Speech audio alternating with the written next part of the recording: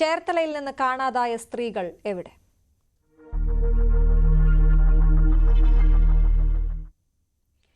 Psycho killer എന്ന് സംശയിക്കുന്ന സെബാസ്റ്റ്യന്റെ വീട്ടിൽ ക്രൈംബ്രാഞ്ച് പരിശോധന തുടരുകയാണ്. ആലപ്പുഴയിലെ വീട്ടിലെ തെളിവെടുപ്പിൽ രാവിലെ അസ്ഥികഷ്ണങ്ങൾ കണ്ടെടുത്തിരുന്നു.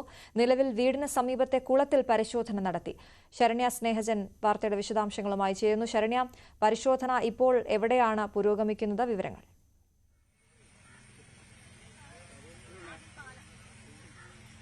അശ്വതി, വീടിന്റെ പിൻഭാഗത്തായി, അതായത് സെബാസ്റ്റ്യന്റെ വീടിന്റെ പിൻഭാഗത്തായാണ് ഇപ്പോൾ പരിശോധന പുരോഗമിച്ചുകൊണ്ടിരിക്കുന്നത്. ആദ്യം മൃതദേഹാവശിഷ്ടങ്ങൾ കണ്ടെത്തിയ ഭാഗത്തായിരുന്നു രാവിലെ അന്വേഷണ സംഘം സെബാസ്റ്റ്യനുമായി എത്തിയ ശേഷമുള്ള പരിശോധന നടത്തിയത്. അതായത് നമുക്കറിയാം, കഴിഞ്ഞ ദിവസം ക്രൈംബ്രാഞ്ച് സംഘം ഈ വീട്ടിലെത്തിയപ്പോൾ വീടിന്റെ തെക്ക് ഭാഗത്തായ ഒരു കത്തിച്ച നിലയിലാണ് മൃതദേഹാവശിഷ്ടങ്ങൾ കണ്ടെത്തിയിരുന്നത്. ആ കുഴിയെടുത്ത ഭാഗത്തും അതിന് തൊട്ടടുത്തുമായാണ് ആദ്യ പരിശോധന നടന്നത്. തുടർന്ന് അവിടെ നടത്തിയ പരിശോധനയിലാണ് തുടർന്നും എല്ലിൻ കഷ്ണങ്ങൾ, മൃതദേഹാവശിഷ്ടങ്ങൾ അവിടെ കണ്ടെത്തുന്ന ഒരു സാഹചര്യം ഉണ്ടായിട്ടുള്ളത്. അതിനുശേഷം വീണ്ടും പല ഭാഗങ്ങളിലായി JCB ഉപയോഗിച്ച് തുറന്നുകൊണ്ടുള്ള പരിശോധന നടന്നുകൊണ്ടിരിക്കുകയാണ്.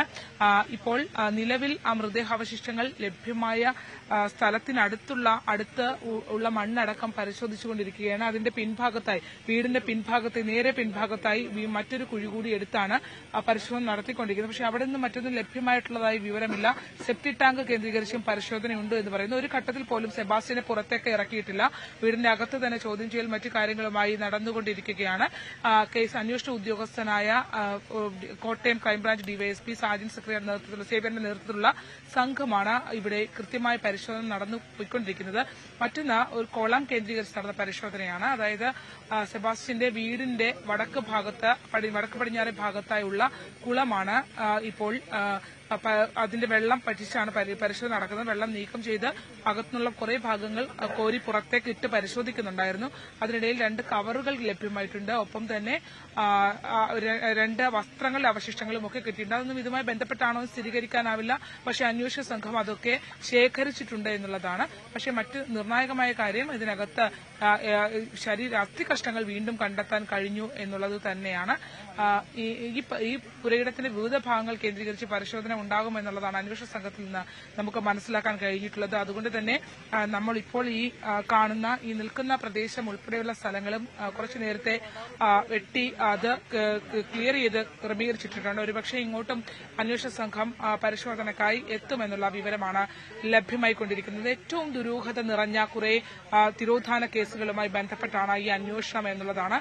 ഇതുവരെ പോലീസിന്റെ വലയിലേക്ക് വീഴാതിരുന്ന സെബാസ്റ്റ്യൻ ഒടുവിൽ ജൈനമ്മ തിരോധാന കേസുമായി ബന്ധപ്പെട്ട് അന്വേഷണ സംഘത്തിന്റെ മുന്നിലേക്ക് എത്തി എന്നുള്ളതാണ്. പക്ഷേ എങ്കിൽ പോലും അയാൾ ആ ചോദ്യം ചെയ്യലോടൊന്നും സഹകരിക്കുന്ന ഘട്ടമില്ല. ഒരു ഘട്ടത്തിൽ പോലും താൻ ജൈനമ്മയുമായി നേരിട്ട് ബന്ധമുണ്ടെന്നുള്ള ഒരു സ്ഥിരീകരണം നൽകുന്നതിന് അയാൾ തയ്യാറായിട്ടില്ല.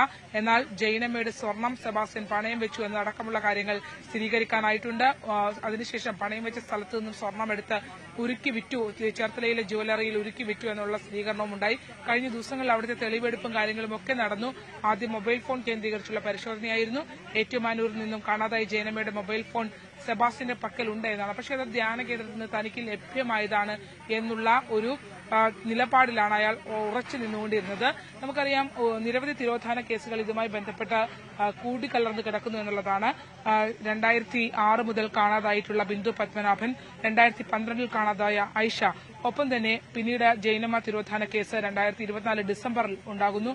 എന്നാൽ അതിനിടയ്ക്കൊരു ഗ്യാപ്പിൽ ആണ് ഇപ്പോൾ ഉള്ള ഒരു കേസായി പരിഗണിച്ചുകൊണ്ടാണ് ഇപ്പോൾ സിന്ധു എന്ന് വിളിക്കുന്ന ബിന്ദുവിന്റെ തിരോധാനം, തിരുവേഴ സ്വദേശിയുടെ തിരോധാനം കൂടി അന്വേഷിക്കുന്നത്. അതിൽ പ്രാഥമികമായി സെബാസ്റ്റ്യനുമായി ബന്ധമുണ്ടോ എന്നുള്ള സ്ഥിരീകരണത്തിലേക്ക് എത്തിയിട്ടില്ല.